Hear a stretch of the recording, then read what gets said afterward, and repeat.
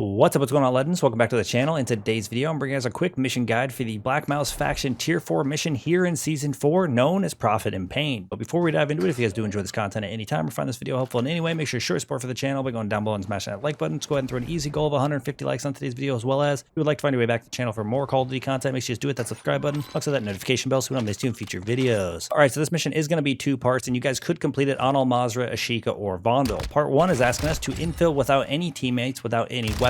Now, this is pretty straightforward. What you're going to want to do is make sure you unequip all of your weapons, make sure you have none of them on, and obviously at this point you will also want to make sure you have squad fill off, and you're going to infill into whatever map you choose. Once you guys actually infill into the map, you guys should have fists only and no teammates, and obviously at that point part 1 will be complete. Now part 2 is asking us to extract 3 weapons with at least 3 attachments in the same deployment. Now in order to knock this out the easiest possible way, you will want to be equipped with maybe a flash or a stun. That way you guys will have easy access to your first elimination. Once you guys actually infill, you want to locate where some enemies are. Then you're going to either flash or stun them, go up, beat them to death, obviously with your fist, giving you access to your first weapon. Now, once you have access to a weapon, you will be in much better shape and at least be able to eliminate some AI. But what you're going to be basically doing is eliminating AI around the map, hoping to get access to money. Maybe you guys will go grab a contract because money will be an important portion to actually being able to complete this. But the idea here is to at least get access to 3 weapons first and foremost. Now, if you guys keep eliminating AI, you guys should get access to maybe an AR, an SMG, or even an LMG, like something like the RPK. But the idea is when they actually drop weapons, to find ones that they drop that already have 2 attachments equipped. So for me, I was able to get an AK-74U, an RPK. You guys could even get a Vaznev or maybe something else. And I also got access to like a Fennec. But basically, you're just going to continue eliminating AI until you have the 3 weapons that you need. Now, in order to actually stow your 3rd weapon, you will need a medium or large backpack. So that is an important part of this process. So you guys have been recently eliminated. You will need to loot around to get yourself access to one of those medium or large backpacks in order to be able to actually complete this. But once you eliminated enough enemies and you guys find 3 different weapons that have 2 attachments each, you guys will then be prepared to kind of set yourself up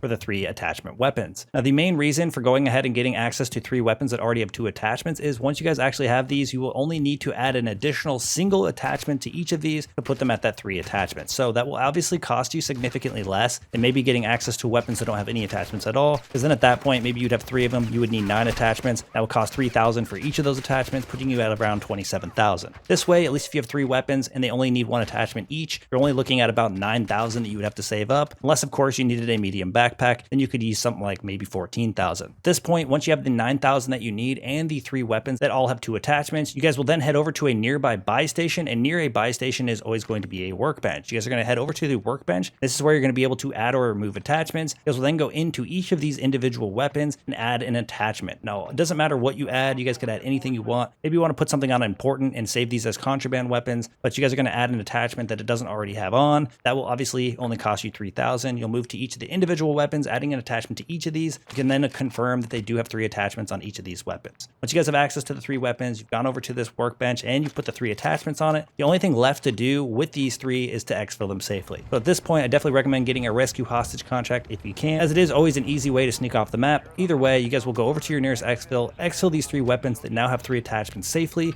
You will knock out part 2 and complete this mission. That's going to wrap things up for today's quick mission guide. Thank you guys for all the support in today's video, all the support in the channel, and I look forward to seeing y'all in the next one. Peace.